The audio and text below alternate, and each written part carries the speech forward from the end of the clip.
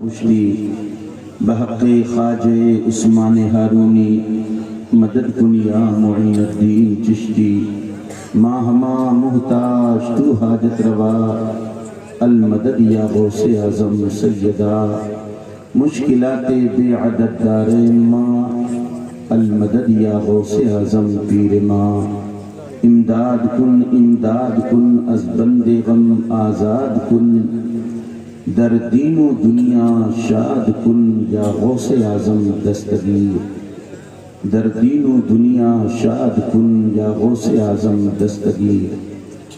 قرآن مقدس کی جس آیت کریمہ کو میں نے اپنی گفتگو کا عنوان بنایا، خلاق کائنات اپنی سب سے عظیم مقدس کتاب قرآن میں ارشاد فرماتا، من عمل صالحا من ذکر او انثی، وہ جنہوں نے اچھے کام کیے چاہے وہ مرد ہو یا عورت، وہ ہوا مؤمن، ایمان کی حالت میں، ایمان کی حالت میں جن لوگوں نے اچھے کام کیے چاہے وہ مرد ہو یا عورت، فَلَنُحْيِيَنَّهُ حَيَاةً طَيِّبَةً، تو رب تعالیٰ فرماتا ہے میں اس کی زندگی بہترین زندگی بنا دیتا ہوں۔ ایمان کی حالت میں مرد ہو یا عورت جس نے بھی اچھے کام کیے ہم ان کی زندگی بہترین زندگی بنا دیتے ہیں۔ آئیے اسی پس منظر میں جن لوگوں کی زندگی بہترین ہے ان میں ایک ہیں قطب ربانی شہباز لامکانی حضور سیدنا شیخ عبدالقادر جیلانی بغدادی رضی اللہ تعالیٰ عنہ۔ ان کی بارگاہ کی طرف یہ عظیم الشان جلسہ منسوب ہے، تھوڑی دیر گفتگو کی سعادت حاصل کروں میں۔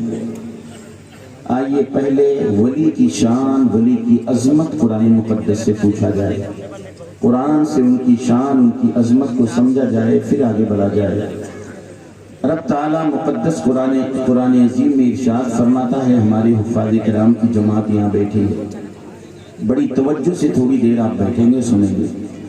اِذْ قَالَتِ امْرَأَتُ عِمْرَانَ رَبِّ إِنِّي نَذَرْتُ لَكَ، اللہ فرماتا ہے یاد کرو عمران کی بیوی کو، یاد کرو عمران کی بیوی کو جب اس نے کہا مولا میں تیری بارگاہ میں نظر مانتی ہوں۔ اللہ فرماتا ہے عمران کی بیوی کو یاد کرو۔ یہ کون ہے عمران؟ کون ہے ان کی بیوی؟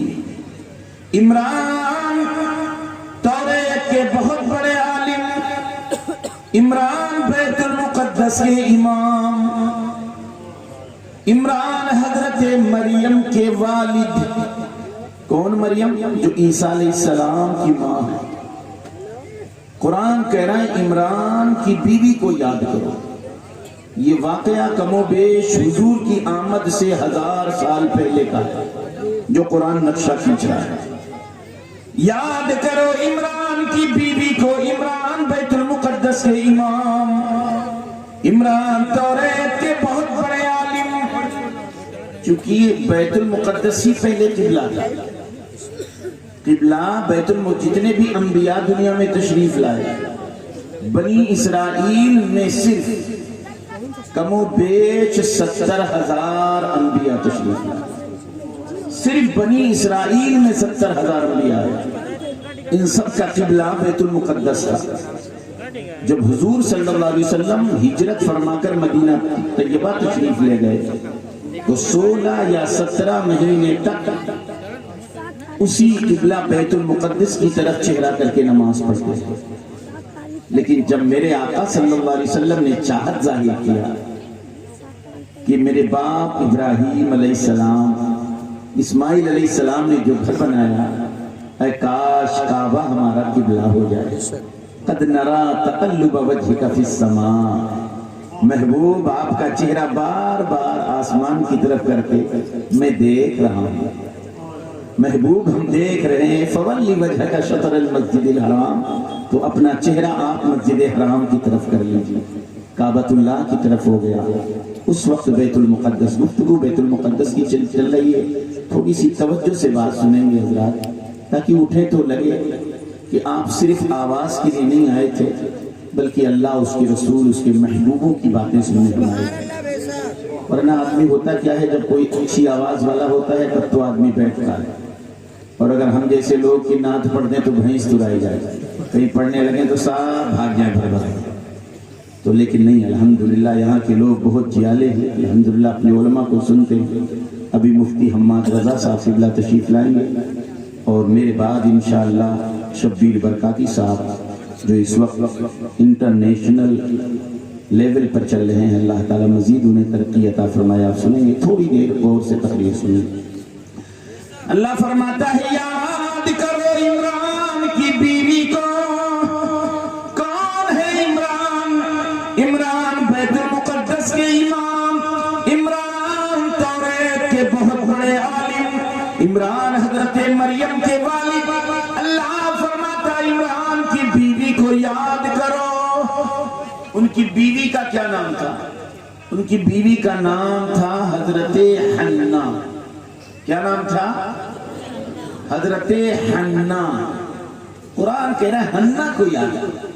بھیا اس میں ایکو کم کر دو بیٹا، آواز بڑھا دو، ایکو کم کر دو۔ حضرت حنہ کو قرآن کہہ رہا ہے یاد کرو۔ ان کا معاملہ کیا ہے؟ 65 سال کی عمر پاک ہو گئی، کوئی اولاد نہیں ہے۔ 65 سال۔ ایک دن ایک پرندہ اپنے بچے کے منہ میں چارہ ڈال رہا تھا۔ حضرت حنہ بیٹھی دیکھ رہی، پرندہ اپنے بچے کے منہ میں چارہ ڈال رہا ہے۔ حنہ نے دیکھا تو چاہت جاگ گئی۔ اسی وقت دل نے چاہا اے کاش رب تعالیٰ مجھے بھی اولاد دے دیتا۔ 65 سال کی عمر میں۔ تو حضرت حنہ کے بارے میں قرآن کہہ رہا ہے یاد کرو حنہ کو، جب انہوں نے کہا ربی انی نذرت لک، مولا میں تیری بارگاہ میں نذر مانتی ہوں۔ کیا نذر مانی؟ اے پروردگار اگر تو مجھے اولاد عطا کر دے تو میں بیت المقدس کی خدمت کے لیے وقف کر دوں گی، آزاد کر دوں گی، محررن آزاد کر دوں گی، بیت المقدس کی خدمت کے لیے میں آزاد کر دوں گی، مولا میری دعا قبول کر لے۔ نظر مان لی تو لڑکا نہیں پیدا ہوا، لڑکی حضرت مریم پیدا ہو گئی جو عیسیٰ علیہ السلام کی ماں ہے، یہ پیدا ہو گئی۔ تو گھر والوں کی فکر ہوئی یہاں لڑکی کو کیسے آزاد کریں، عزت آبرو سلامت رہے نہ رہے۔ رب تعالیٰ نے فرمایا مریم کے گھر کے لوگوں، جو رب العالمین لڑکی عطا کرتا ہے وہی پروردگار اس لڑکی کی عزت آبرو کی نگہبانی بھی کرتا ہے۔ جو تم نے نذر مانی ہے پوری کرو۔ اس وقت بیت المقدس میں 10 بڑے بڑے توریت کے عالم تھے۔ 10 بڑے بڑے توریت کے عالم کام کیا کرتے؟ توریت جو اللہ کی آسمانی کتاب ہے وہ اس کے نسخے لکھا کرتے تھے۔ 10 کی یہی چاہت ہوئی ہے کاش مریم مجھے مل جائے، میں مریم کی کفالت کروں، اے کاش مریم مجھے مل جائے۔ رب تعالیٰ نے ارشاد فرمایا اے عالمو، جس قلم سے تم لوگ توریت لکھتے ہو اپنا اپنا قلم دریا میں ڈال دو۔ جس کا قلم ڈوب گیا مریم ان کو نہیں ملیں گی، جس کا قلم پانی پر تیرتا رہا مریم کی کفالت وہ کرے گا۔ تو سارے عالموں نے اپنا اپنا وہ قلم جس سے توریت لکھتے دریا میں ڈالے، تو سب کے قلم ڈوب گئے۔ حضرت زکریا علیہ السلام کا قلم پانی پر تیرتا رہا، اور حضرت زکریا علیہ السلام حضرت مریم کے خالو بھی ہوتے، تو حضرت مریم حضرت زکریا علیہ السلام کی کفالت میں آ گئی۔ بیت المقدس کے زینے کے بغل میں ایک محراب بنا دیا۔ محراب جیسے ہم لوگوں کے یہاں کوئی اعتکاف میں بیٹھتا ہے تو چادر لگا کے گھیر نہیں دیتے، ایسے ہی محراب بنا دیا۔ مریم سر صفائی کرتی بیت المقدس کی، اور اسی میں آ کر اپنے رب تعالیٰ کی عبادت کرتی۔ عبادت کیا کرتی؟ قرآن مقدس کی تفسیر میں ہے وہ نبی آخر الزماں پر درود پڑھا کرتی تھی، اپنے آقا صلی اللہ علیہ وسلم پر درود پڑھا کرتی تھی۔ حضرت زکریا علیہ السلام کھانا لاتے، کھلا دیتے، چلے جاتے، لیکن کھانا روزانہ نہیں لاتے، کبھی کبھی لاتے، کسی کسی دن لاتے، کسی کسی دن کھانا لاتے، روزانہ کیوں نہیں لاتے؟ اس کا جواب قرآن مقدس دے رہا، علماء بیٹھے، حفاظ بیٹھے۔ فَلَمَّا دَخَلَ زَكَرِيَّا الْمِحْرَابَ، جب حضرت زکریا ان کے محراب میں داخل ہوتے، وَجَدَ عِندَهَا رِزْقًا، تو ان کے پاس طرح طرح کے پھل پاتے، ایسے ایسے پھل جو پوری دنیا میں کہیں نہیں، وہ بھی مریم کے پاس موجود ہے۔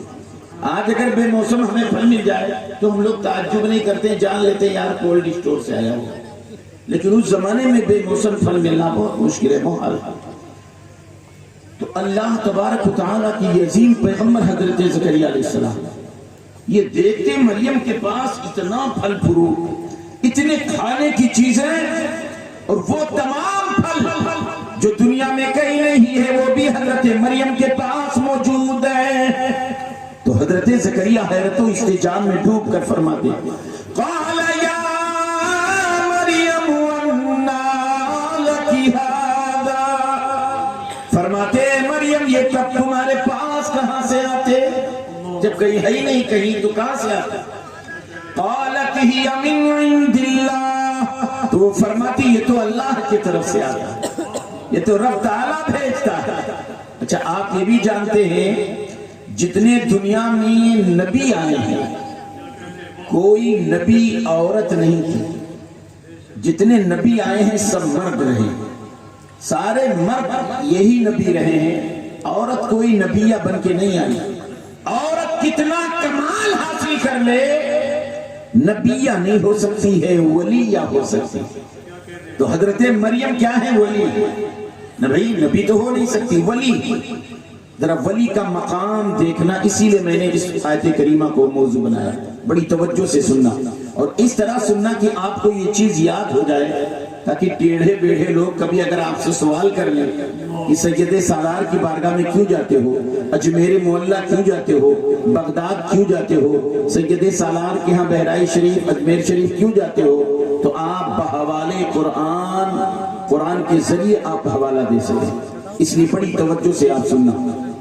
حضرت مریم رضی اللہ تعالیٰ عنہ ولیہ، حضرت زکریا کھانا لاتے، کبھی کبھی کھانا کھا لیتی۔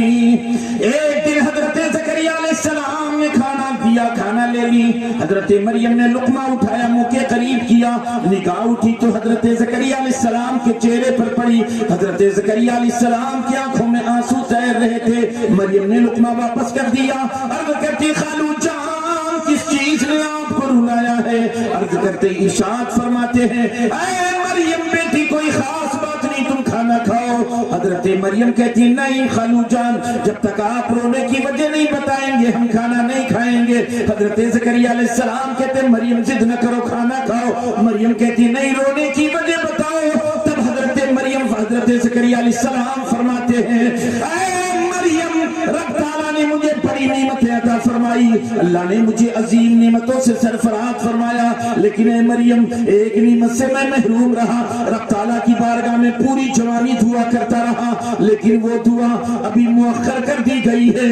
اے مریم اللہ نے بڑی نعمتیں عطا فرمائی، لیکن ہمارے پاس کوئی اولاد نہیں ہے، ہمارا کوئی بچہ نہیں ہے۔ پوری جوانی ہم لڑکے کے لیے دعا مانگتے رہے، لیکن دعا مؤخر کر دی گئی۔ مریم رضی اللہ تعالیٰ عنہ کہتی خالو جان آپ نے کہاں کہاں دعا مانگی؟ ارے مریم بڑی مقدس مقامات پہ دعا مانگ لی، یعنی مکہ المکرمہ میں دعا مانگ لی، کعبۃ اللہ میں دعا مانگ لی، صفا مروہ کی سعی کے درمیان دعا مانگ لی، میزاب رحمت پر دعا مانگ لی، مطاف میں دعا مانگ لی، ملتزم میں دعا مانگ لی، مقام ابراہیم پر دعا مانگ لی۔ میں نے جگہ جگہ دعا مانگی، بیت المقدس مقامات پر دعا مانگی، لیکن اے مریم دعا مؤخر کر دی گئی ہے، کوئی اولاد نہیں ہے۔ حضرت مریم سن رہی ہے، اور واقعی زکریا علیہ السلام کو آپ پڑھ لو، پوری جوانی دعا کرتے رہے، یہاں تک کہ قرآن کہہ رہا جب وہ بوڑھے ہو گئے، بالکل بوڑھے، قرآن مقدس کا 16واں پارہ اٹھاؤ، رب کا قرآن نقشہ کھینچ رہا ہے،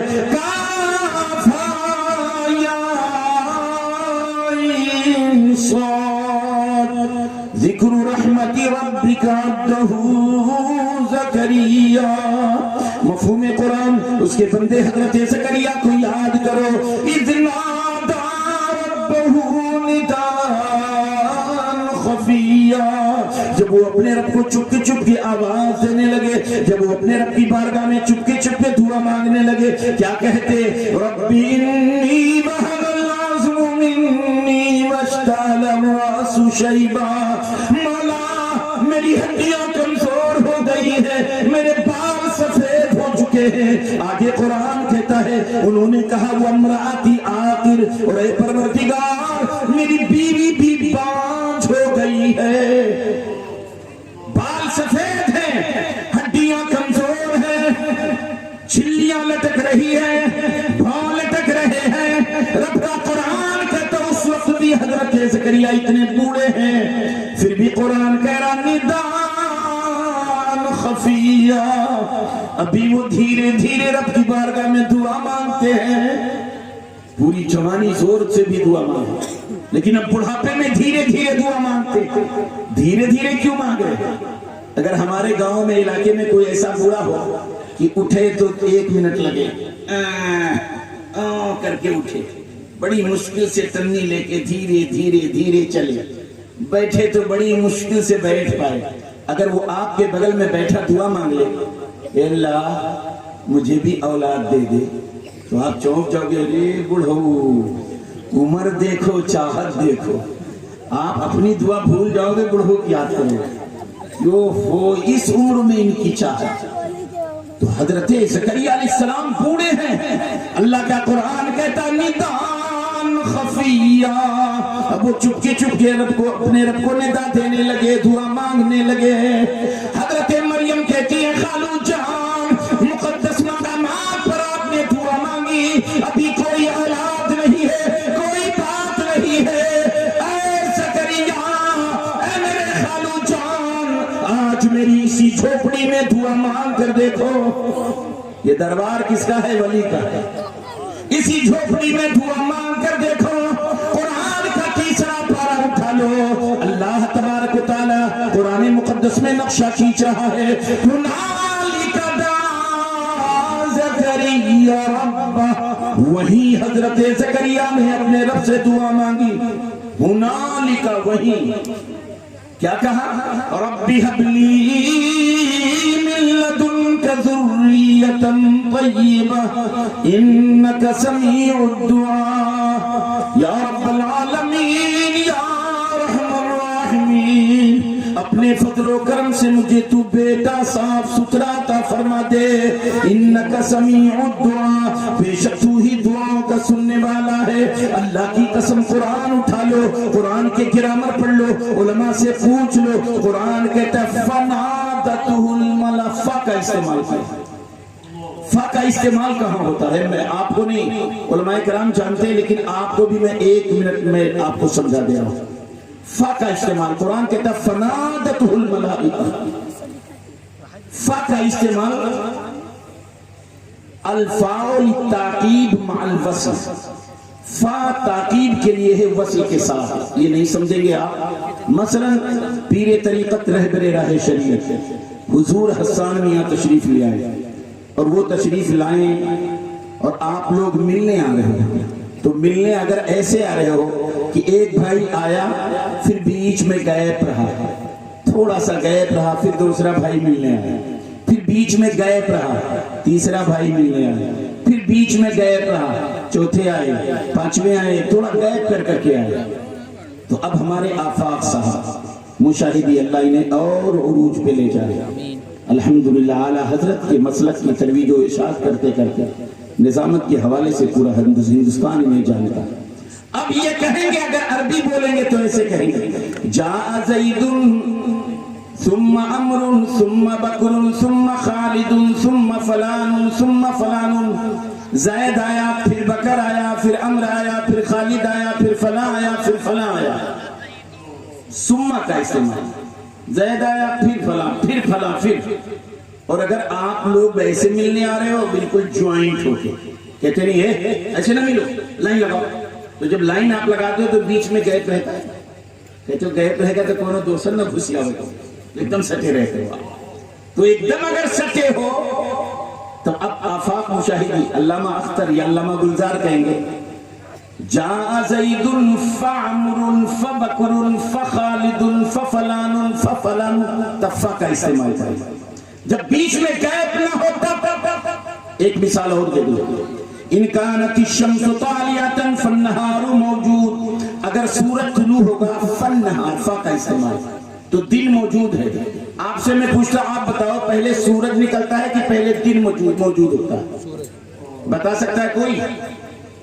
پہلے سورج نکلتا ہے کہ پہلے دن نکلتا ہے؟ اچھا چلو دوسرا سوال دیکھا جواب دے دو. اور اگر کوئی تم میں سے دے دیا تو 1000 روپے انعام میں دیتا. پہلے بیٹا ہوتا ہے یا باپ ہوتا ہے یہ بتا. کوئی ایسا اس مجمع میں ہے کہ جو ابھی بیٹا نہیں ہو باپ کہلاتا ہو؟ آپ بتاؤ مجمع میں ایسا کوئی ہے کہ بیٹا نہ ہو اور باپ کہلاتا ہو؟ کوئی ہے مجمع میں بھی؟ کوئی آدمی نظر نہیں آ رہا. تو باپ کیسے ہو گیا؟ بیٹے کے بغیر کوئی باپ کہلاتا ہے؟ پھر آپ نے کیسے کہہ دیا پہلے باپ؟ وہاں بھی فا کا استعمال ہے. آپ بتاؤ پہلے بیٹا کی بات. چھوٹا سا لڑکا بول رہا ہے نہیں جان پائیں گے کہ ہمارے مقدس علماء صاحب فا کا استعمال یہاں جو ہے. میں ایک مثال اور دے دوں. یہ مائک ہلا رہا ہے. کوئی بھائی بتا سکتا ہے مولانا پہلے ہاتھ ہلا رہے ہیں کہ پہلے مائک؟ پہلے ہاتھ ہلا ہے مائک بعد میں ہلا؟ دونوں ساتھ میں. کوئی بتا سکتا ہے؟ آپ کہیں گے مولانا جس وقت آپ کا ہاتھ ہلے گا اسی وقت مائک بھی ہلے گا. زمانے کا تقدم تاخر اس میں نہیں ہے. ہاں ذاتی اعتبار سے تقدم ہاتھ کو حاصل ہے. ایسے ہی بیٹے اور باپ میں زمانے کے اعتبار سے باپ پہلے نہیں ہے. جس آن میں بیٹا ہوگا اسی آن میں باپ ہوگا اور جس آن میں وہ باپ کہلائے گا اسی آن میں وہ بیٹا کہلاتا ہے. زمانے کے اعتبار سے تقدم تاخر نہیں ہے. ذاتی اعتبار سے باپ کو تقدم حاصل ہے بیٹے کو تاخر حاصل ہے. ذاتی اعتبار سے زمانے کے اعتبار سے نہیں. اب بڑی توجہ چاہوں گا. قرآن مقدس فرما رہا ابھی دعا مانگی. قرآن کہہ رہا فنادتہ الملائکہ تو فرشتوں نے ندا دے دیا. اب حضرت زکریا علیہ السلام کی دعا اور فرشتوں کی ندا میں بیچ میں کوئی گیپ نہیں ہے. قرآن کہہ رہا ہے فنادتہ الملائکہ وہو قائم یصلی فی المحراب. فرشتوں نے ندا دے دیا اس حال میں کہ حضرت زکریا علیہ السلام محراب میں نماز میں تھے. یا زکریا ان اللہ نبشرک بیحییٰ. اے زکریا اللہ تمہیں حضرت یحییٰ پیغمبر کی بشارت دے رہا ہے. یحییٰ پیغمبر آ رہے ہیں. اللہ تبارک و تعالیٰ نے حضرت زکریا کو ان کے بیٹے کی بشارت دے دی.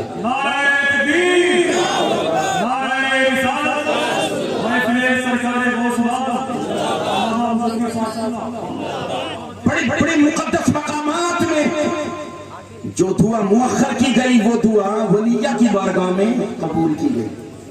اسی لیے ہم لوگ بھی اولیاء کرام کی بارگاہ میں جاتے ہیں کہ اگر دعا کہیں نہ قبول ہوئی تو رب کے ولی کی بارگاہ میں قبول ہوئی. اب آپ ذرا بڑی توجہ آپ کی طرف چاہتا ہوں. کوئی یہ سوچ سکتا ہے حضرت زکریا علیہ السلام نبی ہے حضرت مریم ولیہ ہیں تو معاذ اللہ کیا مریم کا مقام بڑا ہو گیا؟ حضرت زکریا علیہ السلام ان کے دربار میں دعا مانگتے؟ جی نہیں. یہ جزوی فضیلت بیان ہو رہی ہے. کلی فضیلت تو یہ ہے کروڑوں قطب مل جائیں, کروڑوں ابدال مل جائیں, کروڑوں غوث مل جائیں, ایک ادنا صحابی کے مرتبے کو نہیں پہنچ سکتے ہیں. یہ کلی فضیلت ہے. یہاں نبی کی عظمت اور شان تو برتر ہے ہی ہے. یہ جزوی فضیلت اللہ بیان کر کے اپنے ولی کی شان اور عظمت کا اظہار فرما رہا ہے. یہاں وہ فضیلت کلی اعتبار سے بیان نہیں کیا گیا. اب آپ بڑی توجہ سے چاہتا ہوں آپ تاریخی حوالے سے آج ہندوستان کی پوری دنیا میں یاد غوث الورا منایا جاتا ہے. الحمدللہ جہاں جہاں مسلمان بستے ہیں لوگوں کی ایک سوچ ہوتی ہے کیا یہ مسلمان اولیاء کرام کے چاہنے والے کب سے تھے؟ میں بڑی ذمہ داری کے ساتھ اس منبر رسول پہ عرض کر دوں، حضور رحمت عالم کے زمانے سے لے کر نہیں بلکہ ابتدائے اسلام ہی سے ہر دور میں مسلمان جب ان کی ظاہری طاقت جواب دے دیتی تو رب کے ولی کی بارگاہ میں مدد کے لیے پہنچتے ہیں۔ یہ طریقہ کار رہا ہے جب سے ہندوستان کے اندر انگریز آئے، اس سے پہلے کے سارے مسلمانوں کا یہی عقیدہ تھا۔ سعودی عربیہ 1860 کے بعد ٹکڑے ٹکڑے ہوا، اس سے پہلے الحمدللہ قریب 1300 سال تک یہی عقائد یہی نظریات تھے۔ ہندوستان کے اندر جتنے بھی بادشاہ گزرے ہیں سب کے نظر و عقائد یہی نظریات و عقائد یہی تھے کہ جب ان کی ظاہری طاقت جواب دے دیتی تب رب کے ولی کی بارگاہ میں لو لگاتے۔ آپ تاریخ ہندوستان کے چہرے سے نقاب ہٹاؤ، بڑی توجہ چاہتا ہوں آپ کی۔ ابھی ہمارے علامہ اشفاق صاحب نے ایک شعر پیش کیا تھا غریب نواز کے حوالے سے، آپ ادھر ہی چلے جاؤ، اسی کی میں تفصیل عرض کر دوں۔ ایک بادشاہ گزرا ہے اکبر بادشاہ، اس کی بیوی یودھا بائی ہے، اس کی کوئی اولاد نہیں ہو رہی ہے۔ اس نے کہا تھا اے غریب نواز، جب بھی جاتا مزار اقدس پہ خواجہ غریب نواز کے تو ننگے پیر جاتا تھا اور غریب نواز کی بارگاہ میں منت بھی مانگی تھی، اے داتا اے غریب نواز، اگر ہمیں باپ کی بارگاہ سے اولاد عطا ہو جائے تو ہم اجمیر کی سرزمین سے، ہم آگرہ کی سرزمین سے اجمیر تک ننگے قدم پیدل ہم آپ کی بارگاہ میں حاضری دیں گے۔ الغرض یودھا بائی اور خواجہ غریب نواز کے دربار میں اکبر بادشاہ دونوں نظر مانتے ہیں، وہاں سے جواب ملتا ہے اے اکبر بادشاہ تو چلے جا، فتح پور سگری سلیم چشتی کی بارگاہ میں چلے جا، تیری دعا وہاں قبول کی جائے گی، وہاں سے تجھے اولاد عطا کی جائے گی۔ اکبر بادشاہ سلیم چشتی کے دربار میں آتا ہے، آنے کے بعد دعا مانگتا ہے، حضرت سے گزارش کرتا ہے حضور گود سونی ہے، دنیا کی تمام نعمتیں دولتیں ہیں لیکن کوئی اولاد نہیں مل رہی ہے۔ الغرض سلیم چشتی رحمت اللہ علیہ نے رب کی بارگاہ میں دعا کی، اولاد پیدا ہوئی، کون بچہ پیدا ہوا؟ آپ کہیں گے اس بچے کا نام جہانگیر ہے۔ جہانگیر کو اکبر بادشاہ نے سلیم چشتی کی گود میں دے دیا، سلیم چشتی کی گود میں جہانگیر پلتا رہا۔ اسی لیے ہندوستان کی آپ تاریخ پڑھ لو تو تاریخ ہند جو ہے جہانگیر کو شہزادہ سلیم کہتے ہیں۔ جہانگیر کو تاریخ ہند شہزادہ سلیم کہتی ہے کیونکہ حضرت سلیم چشتی کی گود میں وہ پلتا رہا جہانگیر، اور بچپنا پورا سلیم چشتی کی گود میں گزرا، اس لیے پورا ہندوستان کی ساری تاریخیں کہتی ہے شہزادہ سلیم، سلیم چشتی کا شہزادہ، شہزادہ سلیم چشتی کا بیٹا۔ الغرض اس کی شادی کہاں ہوئی؟ جہانگیر کی بیوی کون ہے؟ جہانگیر کی بیوی کا نام نور جہاں ہے۔ نور جہاں کہاں کی رہنے والی ہے؟ آپ یہ تاریخ ہم سے زیادہ جانتے ہیں اور یا جان سکتے ہیں۔ نور جہاں ایران کی رہنے والی ہے۔ ایران میں زیادہ تر لوگ رافضی ہیں جنہیں ہم اور آپ شیعہ کہتے ہیں۔ نور جہاں حسن و جمال میں بے مثال، اتنی حسینہ عورت تھی، حسن و جمال میں ایسی بے مثال یکتا عورت تھی کہ یہ بادشاہ ایک آن کے لیے نور جہاں کے حسن سے جدا ہو جائے یہ بادشاہ کو گوارا نہیں۔ یہاں تک کی تاریخ ہند بتا رہی ہے جب وہ کرسی عدالت پر بیٹھتا تھا، لوگوں کے فیصلے سناتا تھا، اس وقت بھی پہلو میں دو پردے لگا دیے جاتے اور نور جہاں اس کے پیچھے بیٹھتی، اپنا دونوں ہاتھ بادشاہ جہانگیر کے پہلو میں رکھے رہتی، تب جا کر بادشاہ جہانگیر فیصلے سناتا۔ اتنی دیر تک کے لیے بھی جہانگیر کو نور جہاں سے جدائی گوارا نہ تھی۔ جب نور جہاں نے جان لیا حسن کے جال میں مکمل یہ پھنس چکا ہے، حسن کا یہ دل دادا ہو چکا ہے، اب میرے سوائے سے کچھ نظر نہیں آتا۔ تب نور جہاں نے ایک دن کہا اے بادشاہ سلامت، جس مسلک پر تم چل رہے ہو یہ مسلک صحیح نہیں ہے، یعنی معاذ اللہ مذہب اہل سنت یہ صحیح نہیں ہے۔ اکبر بادشاہ نے کہا نہیں نور جہاں تم سمجھ نہیں رہی ہو، ہمارا مسلک سب سے اہم مسلک ہے۔ مسلمان اصلی طور پر حقیقت میں مسلمان جماعت اہل سنت کے چاہنے والے اسی کے پیروکار کو مسلمان کہتے ہیں۔ نور جہاں نے کہا نہیں، شیعت رافضیت صحیح ہے، انہوں نے کہا نہیں، جماعت اہل سنت صحیح ہے۔ نور جہاں نے کہا اگر ایسا ہے بادشاہ تو ایران سے ہم اپنے عالم بلا لیں، آپ ہندوستان کے عالموں سے مناظرہ کروا دیجئے۔ بادشاہ نے کہا ٹھیک ہے، ایران سے علماء کرام بلائے گئے، شیعہ عالم آ گئے، رافضی عالم آ گئے، گئے، علماء کرام کی جماعت ہے، ہندوستان کے علماء بیٹھے ہوئے ہیں، مناظرہ شروع، تو جو عالم مناظرہ کرتا ہے تو رول کے اعتبار سے، وصول کے اعتبار سے، قاعدہ قانون کے اعتبار سے، گرامر کے اعتبار سے باتیں کرے گا، اور جو وصول قاعدہ قانون کے تحت بات ہوتی ہے تو بات لمبی ہوتی ہے، کبھی کبھار ہوتا نہیں ہے ہم کسی سے بحث کرتے ہیں، جلدی بات حل نہیں ہوتی، آپ میں سے کوئی بڑا تیز دماغ، زبان کا بڑا چرب زبان آتا ہے اور کہتا ہے مولانا آپ ہٹو 2 منٹ میں اس کو میں ہرا دوں، اور واقعی آپ آتے ہو تو 2 منٹ میں سامنے والے کو خاموش کر دیتے ہو۔ مولانا بھائی گرامر قاعدہ قانون میں بات کرتے ہیں، الغرض مناظرہ جب لمبا ہو گیا تو جہانگیر کے دربار میں ایک شخص تھا، ایک مسخرہ تھا جس کا نام تھا ملا دو پیازا۔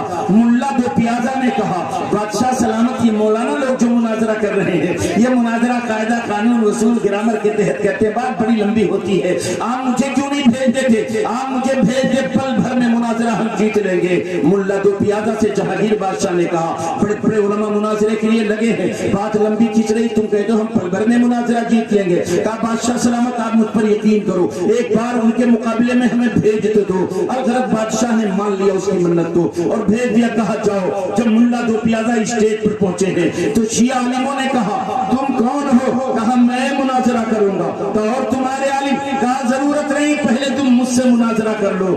الغرض شیعہ عالم نے کہا تو ٹھیک ہے مناظرہ شروع کیا جائے۔ تو ملا دو پیازا اتنے پڑھے لکھے نہیں تھے، مناظر وہ نہیں تھے، لیکن بڑے چالاک تھے، حالات پہ نگاہ رکھنے والے تھے۔ ملا دو پیازا نے کہا تمام تر نجاری کتنے 100 اولیاء کرام کا نام یاد کر لیا تھا، بس انہوں نے صرف اولیاء کا نام یاد کر لیا۔ ایرانی عالموں سے کہا بتاؤ فلاں ولی کے بارے میں تمہارا خیال کیا ہے؟ اس ظالم نے کہا من نمی دانم، میں نہیں جانتا ہوں۔ پھر کہا فلاں ولی کے بارے میں تمہارا خیال کیا ہے؟ اس نے کہا من نمی دانم، میں نہیں جانتا ہوں۔ فلاں ولی کے بارے میں تمہارا خیال کیا ہے؟ میں نہیں جانتا ہوں۔ فلاں ولی کے بارے میں تمہارا خیال کیا ہے؟ میں نہیں جانتا ہوں۔ الغرض کہتا گیا بھئی یہ کوئی مناظرہ ہے؟ ظاہر سی بات ہے جو عالم ہوں گے ناراض ہوں گے، اب وہ ناراض ہوتے چلے جا رہے ہیں، یہ کون سا مناظرہ ہے؟ اولیاء کا نام کھوجتے جا رہا ہے، یہاں تک کہ دیکھتا رہا ملا دو پیازا کہ ایرانی عالم بالکل غضبناک ہو گئے، ایرانی عالم بالکل ناراض ہو گئے۔ جب بہت غضبناک ہوئے، بہت ناراض ہوئے، تب ملا دو پیازا نے اسی وقت کہہ دیا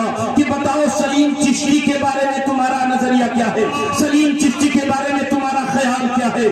ایرانی عالم ناراض تھے ہی، اسی وقت ان ظالموں نے کہہ دیا من نمی دانم ای قدام خرس، میں نہیں جانتا۔ معاذ اللہ، یہ کون سا گدھا ہے جس کو کہا سلیم چشتی کی بارگاہ میں بے ادبی کیا، ایک ولی کامل کی بارگاہ میں بے ادبی کیا؟ یہ بادشاہ کے جن کی دعا سے بادشاہ پیدا ہوا، جہانگیر کا کوئی باپ بھی ہے جن کی دعا سے جہانگیر پیدا ہوا، اس ولی کی بارگاہ میں انہوں نے بے ادبی کر دیا، فوراً جہانگیر غضبناک ہو گیا، ایسی بات کہہ دیا سلیم چشتی کی بارگاہ میں، آرڈر کر دیا اے فوجیوں ایرانی عالموں کا سر قلم کر دیا جائے۔ جب دیکھا کہ بادشاہ نے سر قلم کرنے کا آرڈر کر دیا، نور جہاں اپنے حسن کو بکھیرنے لگی، نور جہاں اترانے لگی، اس کے قدموں میں اپنے حسن کو ڈال کر بکھیرنے لگی، سوچنے لگی میری ادا میں یہ کھو جائے، میرے حسن میں کھو جائے اور فیصلے کو پلٹ دے۔ اس وقت جو کہا تھا جہانگیر نے، تاریخ ہندوستان نے اپنے سینے میں محفوظ کر لیا ہے۔ اس وقت جہانگیر نے کہا اے جانے جانا من ترا جان دادم ایمان نہ دادم، اے جانے جانا میں نے تم کو جان دیا ہے ایمان نہیں دیا ہے، لہذا ایرانی عالموں کے سر کو کچل دیا جائے۔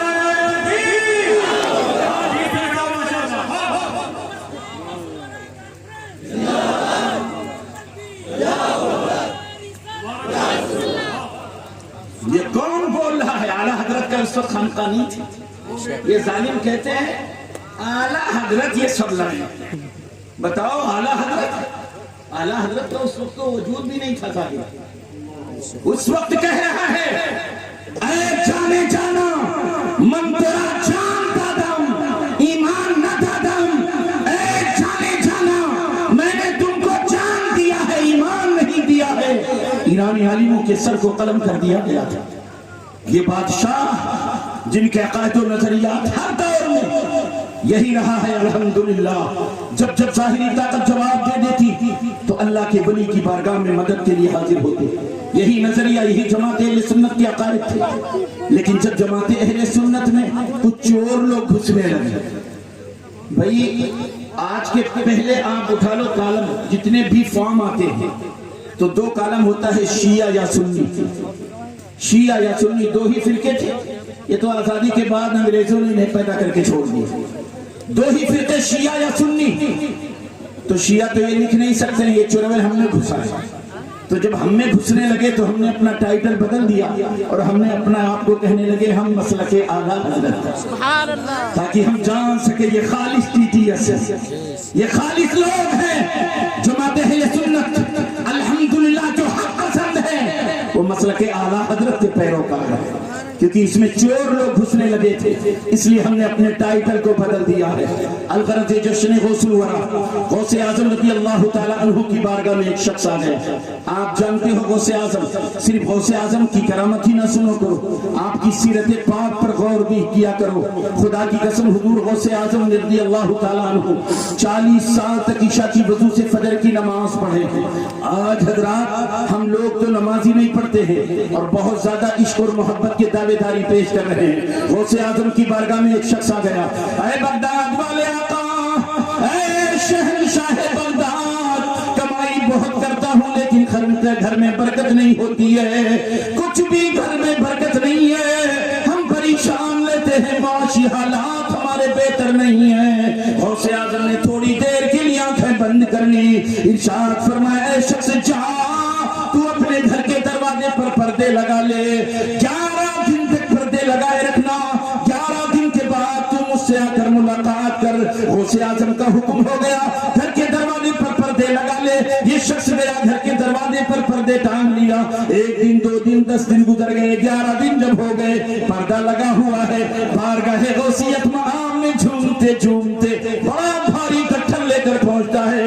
اے شہنشاہ بغداد، اے بغداد والے آقا، گھر میں اتنی برکت کہ گھر میں سامان رکھنے کی جگہ نہیں رہ گئی، اب گھر میں چیزیں رکھنے کی جگہ نہیں ہے. لیکن اے بغداد والے آقا، آپ نے مجھے نہ کوئی وظیفہ بتایا، نہ آپ نے مجھے آیت قرآنی بتائی، نہ آپ نے کوئی حدیث مصطفیٰ بتایا، بس اتنی سی بات آپ نے کہی، گھر کے دروازے پر پردے لگا لے، تیرے گھر میں رزق میں برکت نہیں ہو رہی ہے، گھر کے دروازے پر پردے لگا لے. حضور اس میں حکمت کیا ہے، اس میں راز کیا ہے؟ بغداد والے آقا فرماتے ہیں، اے شخص، جب تیرے گھر کے دروازے پر پردہ نہیں لگاتا، راستہ چلنے والوں میں جہاں نمازی چلتے وہیں بے نمازی بھی چلا کرتے تھے. اور نمازیوں کی اکثر تو نگاہیں نیچی ہوتی ہیں، اور جو بے نمازی ہوتے ہیں وہ چکر مکر. جب راستہ چلیں گے تو سامنے نہیں دیکھیں گے چینل ایونٹ پھاٹ پڑے، تو چکر مکر وہ زیادہ کرتے ہیں. غوث اعظم ارشاد فرماتے ہیں، جب تیرے گھر کے دروازے پر پردہ نہیں لگا تھا، راستہ چلنے والوں میں جہاں نمازی تھے وہیں بے نمازی چلا کرتے تھے. اور جب بے نمازی کی منحوس نگاہ تیرے گھر میں پڑا کرتی تھی تو ان کی گھر منحوس نگاہوں کی وجہ سے تیرے گھر کی برکت اٹھ گئی تھی. اب جب تو نے اپنے گھر کے دروازے پر پردے لگا دیا، بے نمازی کی منحوس نظر سے تیرا مکان، تیرا گھر محفوظ ہو گیا، تو اللہ تعالیٰ نے تیرے گھر میں برکتوں کا سیلاب لا دیا. اے اسلام کے شہزادوں، غور کرو، جس گھر میں بے نمازی کی نگاہ پڑ جائے تو گھر کی برکت اٹھ جائے، تو جس گھر میں بے نمازی خود بیٹھا رہے گا، بتاؤ اس گھر کی حالت کیا ہو؟ نگاہ پڑ جائے تو گھر کی برکت اٹھ رہی ہے. اور جس گھر میں نوجوان بوڑھا بچے سب لکھو نماز نہیں، سب بیٹھے ہوں کی طرح ٹٹیا کھا رہے ہیں، کچھ نہیں، اللہ کی حمد و ثنا کچھ نہیں، اذان ہو رہی کوئی مطلب نہیں، بس جلسے کر لیا ہم نے، تیر مار لیا. خدا کی قسم رسول معظم نگاہوں کے سامنے تھے صحابہ. کوئی بتا دے کوئی ایک صحابی جو عملی دنیا میں کوئی عملی دنیا کے تاجدار نہ رہے. روتے ہیں سیدنا عثمان غنی، ایسی نماز پڑھتے، اللہ کی قسم اس طرح نماز پڑھتے کہ پرندے سمجھتے کوئی لکڑی ہے، آ کر بیٹھ جاتے. اس طرح وہ لوگ تھے. آج غوث اعظم کی ہم صرف کرامت سن لیں، بہت جشن غوث الورا مناتے، اللہ کرے اور مناؤ، لیکن غوث اعظم کی سیرت پاک دیکھو، قرآن مقدس پڑھنے کے لیے، حدیث مصطفیٰ پڑھنے کے لیے جیلان سے بغداد کا سفر کرتے ہیں، قرآن کی تلاوت کے لیے، قرآن کے لیے، قرآن کی ترویج و ارشاد کے لیے، قرآن کی تلاوت کے لیے، حدیث مصطفیٰ پڑھنے کے لیے۔ آج کتنے گھروں میں قرآن کی تلاوت ہوتی ہے؟ بہت ہم دعویٰ کرتے ہیں غوث اعظم کے چاہنے والے، غوث اعظم کی یاد، اللہ کی قسم غوث اعظم رضی اللہ تعالیٰ عنہ کی سیرت پڑھو، جب آپ جنگل میں پڑھ رہے تھے، رب تعالیٰ کی عبادت کر رہے تھے، قرآن کی تلاوت کرتے تھے، بھوک پیاس کی جب شدت چڑھ پاتی تو گھاسوں کے نچوڑا اس کا پانی پیا کرتے تھے، نہ جانے کتنے دنوں تک غوث اعظم پتے کھا کھا کر قرآن کی تلاوت کرتے تھے۔ کہاں گئی تلاوت؟ یہ غوث اعظم کی ادا نہیں ہے، لیکن نہیں، اس کو ہم نہیں سننا چاہتے۔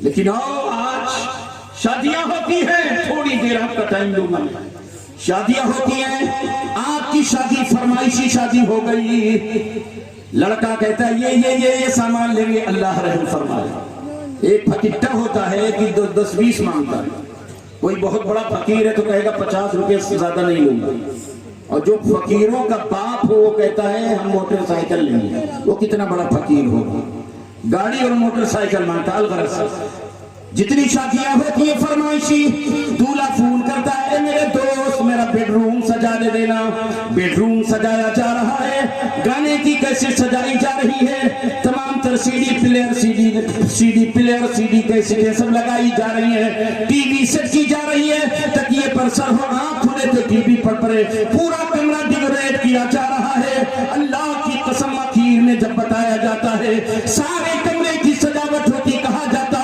یہ کیا ہے جو مخملی جزان میں لپٹا ہے؟ کہنے والا کہتا یہ قرآن ہے۔ بعض بد نصیب کہہ دیتے ہیں اس گھر میں قرآن کیا کیا کام، لے جاؤ قرآن مسجد میں رکھ دو، اور بعض تو یہ کہتے ہیں ابا جان نے ٹاڑ بنایا ہے، سیڑھی لے آؤ سیڑھی پہ چڑھ جاؤ اور قرآن کو ٹاڑ پہ رکھ دو، جب کبھی قسم کھانے کی ضرورت پڑے گی تب قرآن کو وہاں سے اتارا جائے گا۔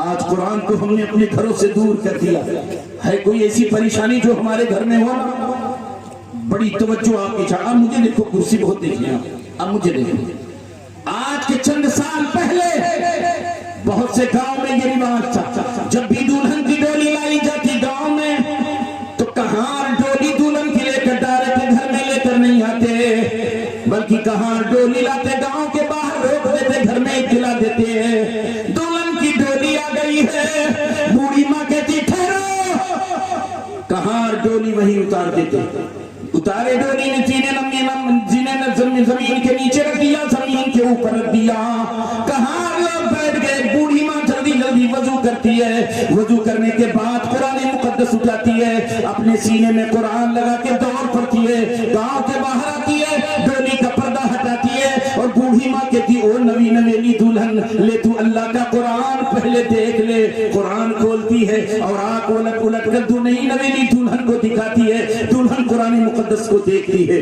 دیکھنے کے بعد پھر قرآن بند کر دیا جاتا ہے، بوڑھی ماں قرآن کو سینے سے لگاتی ہے، اب بوڑھی ماں کہتی ہے کہارو ڈولی لے کر کے گھر چلو، اللہ کی قسم اب ڈولی لائی جاتی، اب گھر میں دلہن کو اتارا جاتا، بوڑھی ماں ایسا کیوں کرتی؟ اللہ کی قسم بوڑھی ماں ایک میسج دیتی، بوڑھی ماں کا ایک پیغام ہے، اے نوی نویلی دلہن پہلی مرتبہ تو سسرال آئی ہے، تیری سسرال کی پہلی نگاہ عالی شان بلڈنگ کو نہ دیکھے، تیری پہلی نگاہ سسرال کا عالی شان محل نہ دیکھے، تیری پہلی نگاہ سسرال کا عالی شان بیڈ روم نہ دیکھے، تیری پہلی نگاہ سسرال کا عالی شان صوفہ نہ دیکھے، تیری پہلی نگاہ اگر سسرال میں کچھ دیکھے تو خدا پاک کا قرآن دیکھے، تاکہ تیری نگاہوں میں قرآن چمکتا رہے، قرآن چمکتا رہے۔ اس بہو کو جب قرآن دکھا کر اتارا جاتا تو وہی بہو صبح اٹھ کر قرآن کی تلاوت کرتی تھی۔ آج ہم لوگ کیسے بہو کو اتارتے؟ دلہن گاڑی میں ہوتی ہے، چند نچنیاں لوگ آگے کھڑے ہوتے اب کہتے ہیں کلا ہے۔ آج کے 20-25 سال پہلے اگر گھر کا کوئی فرد ڈانس کر دے تو مسلمان کہتے ہیں ہماری قبرستان میں اس کو دفن مت کرنا، تو نچنیاں۔ اب آج ہر گھر میں دیکھو دلہن گاڑی میں بیٹھی ہے، وہ ڈانس کر رہی تو دلہن بھی دیکھ رہی، ससुराल वालों को डांस बहुत पसंद है। आधा किलोमीटर है तो 1 घंटा 1.5 घंटा लगता है। दुल्हन भी समझ रही अच्छा मेरे ससुराल वालों को डांस पसंद है, तो वो आती है तो पूरी जिंदगी फिर डांस कराती है, नाच कराती है। तब आप भागते हो मौलाना लोगों पास दुआ ताबीज के कराने की। फिर वो मौलाना आपसे ऐसे ऐसे नुस्खा बताएगा पूरी दुनिया में जो आपको न मिले। फिर उसके बाद कहोगे हजरत जो पैसा लगे आप ले लो, ले आए। बुनियाद हमने बर्बाद कर दी। ऐ काश गौसे आजम की सीरत तैयबा को हम अपने दिलों में जगह दिए होते। गौसे आजम की नमाज कभी कज़ा नहीं हुई, आप और हम लोग मिलकर नमाज पढ़ते। हुजूर गौसे आजम सफर कर रहे हैं इल्म दीन मुस्तफा के लिए। ऐ काश हमारे बच्चे भी इल्म दीन मुस्तफा सीखते। उस वक्त तो जमाना ऐसा था अल्लाह की कसम कि दूर दराज और बड़ी गुर्बत और इफलास की हालत थी। आज अल्लाह का करोड़ों करोड़ों एहसान है कि अल्लाह ने मुसलमानों को बहुत माली हालात में मजबूत किया है। वो दौर और था कि मुसलमान भूखे रहते। ग़ज़वे तबूक की तारीख पढ़ लो, अल्लाह की कसम चंद खजूरें मुसलमानों के पास है और वो मुसलमान खजूर खा नहीं रहे हैं। सहाबी कहते हैं ये खजूर चूस करके भला भाई को दे दो, खाओगे तो खत्म हो जाएगा। चूस कर पानी पी लेते, दूसरे भाई को खजूर दे देते। वो चूस कर पानी पी लेते, तीसरे खुद भाई को खजूर दे देते। ये हालत मुसलमानों की थी। आज तो अल्लाह का करोड़ों एहसान है, हमारी माली हालत बहुत बेहतर है। लेकिन इसके बावजूद कटेला वालों, फिर मैं एक बात दोहरा दूं, आज इतनी माली हालत के बावजूद रब ताला ने तुम्हें इतना नवाजा है, लेकिन आज तुम्हारे गांव में एक मदरसा नहीं है। खुदा की कसम तुम्हारे गांव से आधे गांव के बराबर जहां गांव है, एक 2 मदरसे चल रहे हैं। लेकिन इतना बड़ा कटेला गांव, इतने बड़े लोग, अल्हम्दुलिल्लाह अल्लाह ने बाजुओं को बहुत मजबूत किया है। लेकिन एक भी मदरसा कटेला में नहीं चल रहा है जहां बच्चे तालीम और तरबियत से आशना हो सके। हमारी बच्चियों के लिए कोई स्कूल नहीं है, कोई कॉलेजेस नहीं है। मैंने इससे पहले के जलसे में कहा था, एक सर्वे के मुताबिक 6 लाख मुस्लिम लड़कियां गैर मुस्लिमों के हवाले हो गई तालीम और एजुकेशन के नाम पर। कहां हो तुम? खुदा की कसम आज हमारे पास कॉलेजेस नहीं है, हमारे पास स्कूल नहीं है। हमारी बहू बेटियां जाती हैं गैरों के स्कूलों में जाती हैं। क्या व्यवहार हो रहा है, क्या सलूक हो रहा है। इस्लाम के शहजादे, अल्लाह ने तुम्हारे बाजुओं को इतना मजबूत किया है। आप चाहो तो मुस्लिम शहजादियां किसी के स्कूल का मुहताज न रह जाए, बल्कि तुम खुद हौसला और आज़म लेकर खड़े हो जाओ कि इंशाअल्लाह आज के बाद हम अपनी बच्चियों के लिए शानदार स्कूल और कॉलेज बनाकर रहते हैं, ताकि हमारी बच्चों की इज्जत आबरू का कोई सौदा न कर सके। अगर ये अज़्म कर लो तो कटेला में एक नहीं कई स्कूल कॉलेजेस खुल सकते हैं। लेकिन ये लोगों जलसे तो बहुत बड़े कर लेते हो, अल्लाह करे करो। लेकिन ये मैं भी गुजारिश करूंगा, ये जलसा करना मुस्तहब है, वाजिब फर्ज नहीं है। लेकिन अल्लाह की कसम इल्म दीन मुस्तफा सीखना वाजिब है, जलसा मुस्तहब है। हुजूर रहमत आलम इरशाद फरमाते हैं, जब तुम वजू किया करो तो वजू में फालतू पानी न फेंका करो। वजू कर रहे इतनी अहम इबादत है, लेकिन वहां भी बेकार पानी फेंकना इस्लाम में जायज नहीं है। जलसा करो, लेकिन जलसे के नाम पर इतना पैसा खर्चा कर दो कि रब ताला की बारगाह में तुम्हें जवाब देना पड़े। खुदा की कसम हुजूर फरमाते हैं कि कयामत में 2 शख्सों का बड़ा सख्त सवाल किया जाएगा। 2 सवाल बहुत सख्त होंगे। अल्लाह इरशाद फरमाएगा, ए शख्स तूने कमाई कहां से की है? बंदा जवाब देगा, मौला ये काम किया, इस तरह से मैंने कमाई किया। फिर रब ताला इरशाद फरमाएगा, तूने वो कमाई खर्च कहां से किया है, कहां खर्चा किया है? अल्लाह की कसम अगर आपने इस्लाम की बका के लिए खर्च किया है तो सर बुलंद हो जाएगा। इस्लाम की बका के लिए, इस्लाम की तहफ़्फ़ुज़ के लिए, इस्लाम की शहज़ादियों के लिए, मुस्लिम औरतों बच्चों के लिए, उनकी तालीम की आरास्ता पारास्ता करने के लिए अगर आपने पैसा खर्च किया है, खुदा की कसम आपके एक आज़ो गवाही देंगे, ऐ मौला ताला तेरी बच्चियों की, तेरे बंदों की, मुस्लिम बच्चियों की जब ये सताबरू दांव पे लग रही थी, तब इन्होंने पैसे इकट्ठा करके उनके लिए अजीम शान तालीम कराई थी। खुदा की कसम उस वक्त तुम सुरखरू हो जाओगे।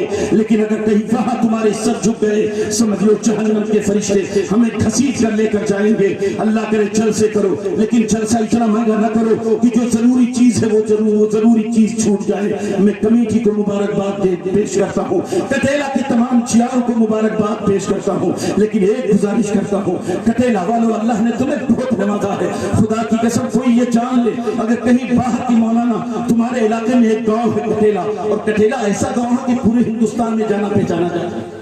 हिंदुस्तान का कौन बड़ा मुहर्रिर कौन बड़ा शायर है जो ना गया, हर जगह जाना पहचाना जाता है। लेकिन अगर कोई कह दे वहां कौन सा कॉलेज चल रहा है, क्या मुस्लिम लड़कियों की इज्जत आबरू की हिफाजत करते हुए कोई स्कूल कॉलेज चल रहा है, सर झुक जाएगा। कोई मदरसा दारुल चल रहा है जहां कुरान की तालीम हो, रसूलुल्लाह के फरमान की तालीम दी जाती हो, सर झुक जाएगा। आज जैसे दुनिया में हमारा सर झुकता है, कहीं कयामत में भी ना हमारा सर झुक जाए। इसलिए जियालो यहाँ से उठो तो एक जहन बना के उठो। इंशाअल्लाह अब कटेला गांव में एक अजीम शान दारुल उलूम होगा। कटेला गांव की बच्चियों को अब बाहर कहीं डिग्री कॉलेज में जाने की जरूरत नहीं है। इंशाअल्लाह ये आवाज सर यहाँ की सरजमीन से आनी चाहिए कि महर अंजुम से कोई कह दो कि अपने किरणों को चुन के रख ले, मैं अपने जर्रे का, मैं अपने गांव के जर्रे को खुद चमकना सिखा रहा हूँ। इंशाअल्लाह जब तुम अज़्म और अज़्म और हौसला लेकर आगे बढ़ोगे तो अल्लाह की ताईद, अल्लाह की मदद हासिल होगी। हजरात बातें तो बहुत करनी है, लेकिन आज हमें हिंदुस्तान के बड़े अजीम शान खतीब से गुफ्तगू सुननी है। और अभी इंशाअल्लाह अज़ीज़ हिंदुस्तान में बल्कि इंटरनेशनल लेवल पर जो शायर बहुत अजीम शान मकबूल है, हिंदुस्तान के नहीं बल्कि दुनिया के मुसलमानों के दिलों में जिन्होंने अपनी जगह बनाई, जनाब मोहतरम शब्बीर साहब बरकाती, उनकी नात होगी, फिर अल्लामा हिम्मत साहब क़िबला की तकरीर होगी। अस्तग़फिरुल्लाह रब्बी मिन कुल्ली ज़ंबिन व अतूबु इलैहि। अस्सलामु अलैकुम व रहमतुल्लाहि व बरकातुहू।